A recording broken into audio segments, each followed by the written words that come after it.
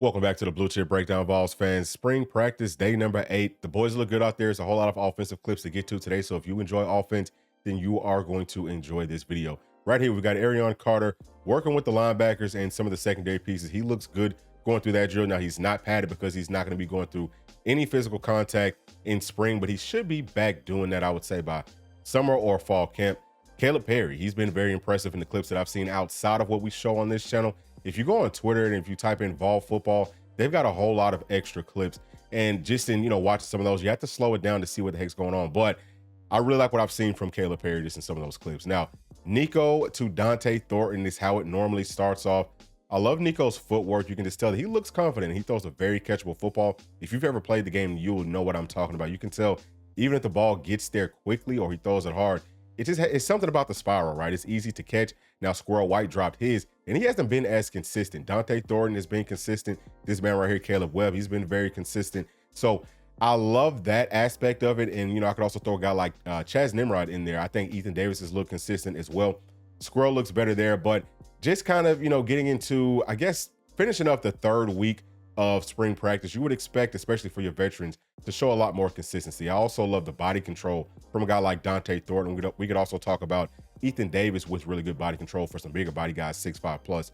And Braylon Staley, he's looked good throughout all of spring, and you are going to have some drops. Things like that happen. The ball did kind of come out of Nico's hand a little bit funny, but we need for guys to start being a lot more consistent. That's what we're looking for at this point in the game.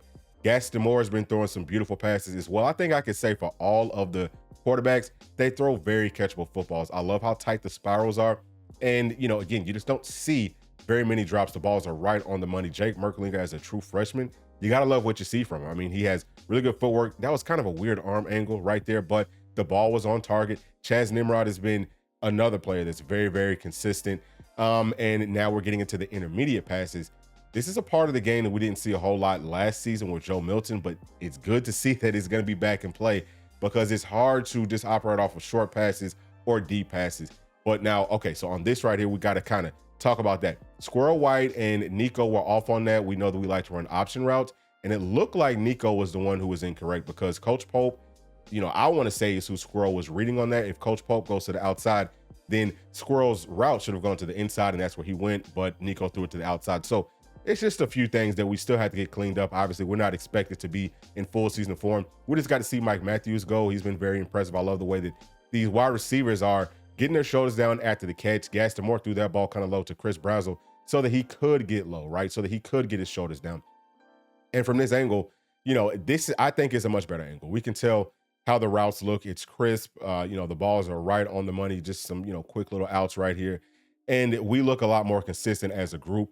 Here, we've just, we're just working on handoffs, okay? There's not a whole lot to see here, but I like the fact that the coaches put something extra into this drill. You got to stay up under, these kind of like chutes right here, right? These hurdles, you got to stay up under them. And, you also have to protect that football. So we're seeing Coach Sims poking at the ball, and we're just kind of getting used to handing the ball off to different players and getting a handoff from different quarterbacks. That's a big, big deal. We've already talked about, hey, we're probably going to be going out into the transfer portal to add another running back body, maybe even two, all depending on what's out there. But I am expecting for us to find a really good one for sure. And we already know that this man right here, Dylan Sampson, is going to be the starter more than likely. And it's good to see that him and Nico already got a handshake down pat. That's cool to see. So Coach Sims teaching them up. You see Coach Heupel in the background with his hat on backwards. That's always a really good sign, okay? Anytime Coach Hype has his hat on backwards, it means that he's feeling good about what's going on. So love to see the teaching from all of our coaches. And Coach Halsley, he seems to follow suit of Coach Heupel's hat's on backwards. His hat's on backwards. He's the offensive coordinator. Looks like he likes what he's seeing so far. And I mean, you would expect that he should, because we got a whole lot of veterans, especially inside of this room right here with the offensive lineman. Big John Campbell with Trevor Duncan. And Trevor Duncan looks the part of an offensive tackle. He's got those long arms. You can tell that he's got to fill his frame out some, but he does have a perfect frame. So I'm looking forward to seeing how is he going to progress, going into summer ball. And William Satterwhite, who we've talked about as being able to fight for that backup center position, he looked good right there going next to Aiden Bustle on the right side of that offensive line. Andre Turrentine, we've got the safeties just going through a weave and turn and catch the football drill. Love what I've been hearing from this group, just with the confidence level that everyone seems to have. They all seem to think that they're the guys. So the competition is obviously going to be fierce until the season starts. And I would say probably even throughout the entire season. Boo Carter has been impressive. Looks like he's picked some weight back up, so that's good to see. We talked about that, I think, at the start of last week. Looked like he was losing weight just a taste. Here, what we're doing, okay, with our safeties and with our star players, so we're working on zone coverage. Usually what we're seeing at this period in practice is man-to-man coverage, but we're throwing this zone in there too, because we do play a lot of zone in our scheme, but at the same time, we are expecting this season we'll play more man.